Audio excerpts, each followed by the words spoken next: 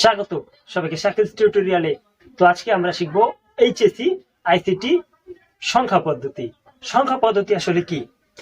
সংখ্যা পদ্ধতি হচ্ছে কোনো সংখ্যাকে লিখে প্রকাশ করার পদ্ধতিকে সংখ্যা পদ্ধতি বলে। সংখ্যা পদ্ধতি কত প্রকার? সংখ্যা পদ্ধতি প্রধানত দুই প্রকার। সংখ্যা পদ্ধতি প্রধানত দুই প্রকার। একটা হচ্ছে পজিশনাল, আরেকটা হচ্ছে নন পজিশনাল। তো সংখ্যা পদ্ধতি দুই প্রকার, পজিশনাল ও নন পজিশনাল। তো এটার আবার তিনটা ভাগ আছে।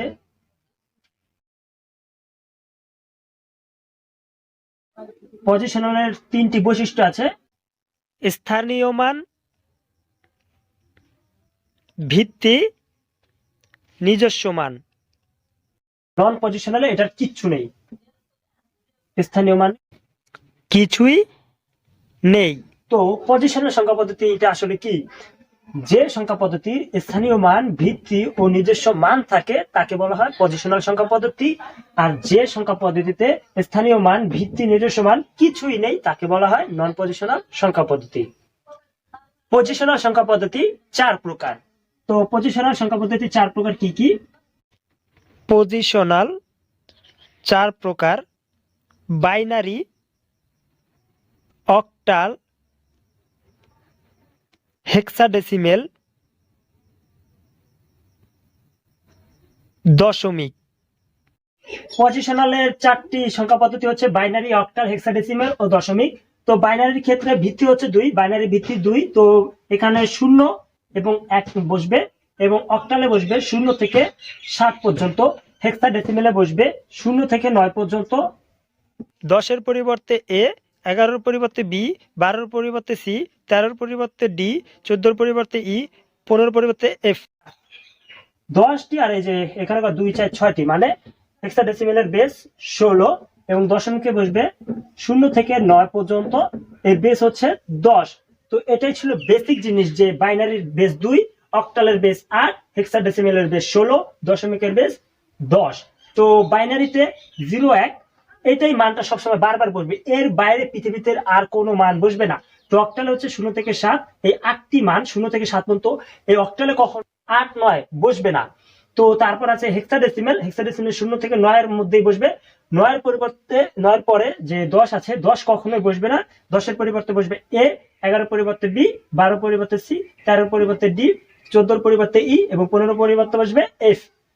তারপর দশমিকের তো আমরা জানি 0 থেকে 9 পর্যন্ত সংখ্যা আছে 10টি। তো আমরা তো সারা জীবন শিখে এসেছি দশমিক সংখ্যা পদ্ধতি 0 থেকে 9। তো বাকি 3টা নিয়ম যে কিভাবে কি হলো সেটা আমরা একটু পরে বিস্তারিত জানবো। বেশিরভাগ ক্ষেত্রে পরীক্ষায় একটা কমন প্রশ্ন আসে যে সংখ্যা পদ্ধতি আসলে কত প্রকার। তো সংখ্যা পদ্ধতি কত প্রকার? অপশনে থাকে 1, 2, 3, 4। তো অনেকে 2 দাগায়, অনেকে 4 দাগায়। কেন 4 বা 2 দাগায় সেটা আমি একটু দেখাচ্ছি। সংখ্যা পদ্ধতি 4 প্রকার।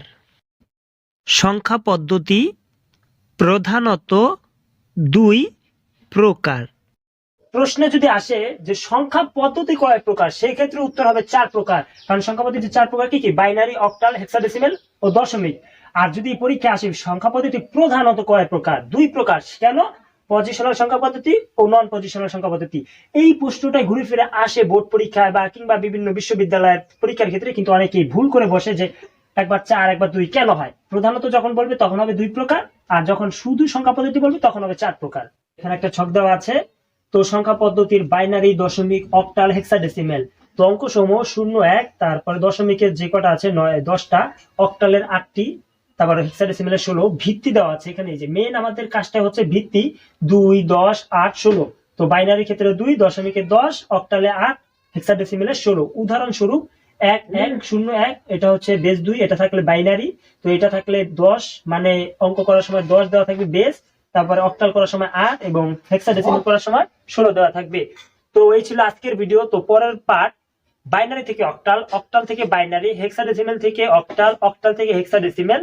তো বাইনারি থেকে হেক্সাডেসিমেল কিভাবে করব, আরো মজার সব অঙ্ক আসবে পরবর্তী সব এপিসোডে। তো দেখতে সাথেই থাকুন।